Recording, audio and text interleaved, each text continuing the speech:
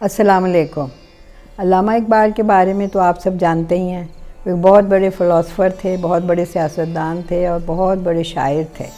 انہوں نے بہت سی نظمیں لکھی ہیں، بچوں کے لیے بھی انہوں نے بہت نظمیں لکھی ہیں، اور ایک جو ان کی نظم ہے ہمدردی، وہ مجھے بہت پسند ہے۔ میں اپنے بچوں کو اور اسکول میں بھی بچوں کو وہ بتاتی تھی کہ کس طرح ہمیں دنیا میں رہ کے ایک دوسرے کی مدد کرنی چاہیے۔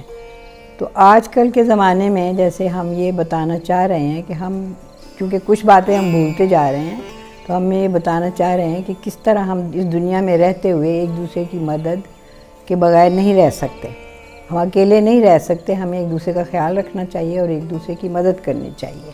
تو علامہ اقبال نے ایک نظم لکھی ہے ہمدردی، ایک چھوٹے سے کیڑے اور ایک پرندے کے بارے میں، وہ میں آپ کو سناتی ہوں۔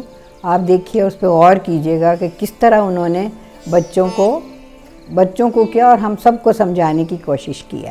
تو سنیے، یہ جو نظم ہے اس کا عنوان ہے ہمدردی۔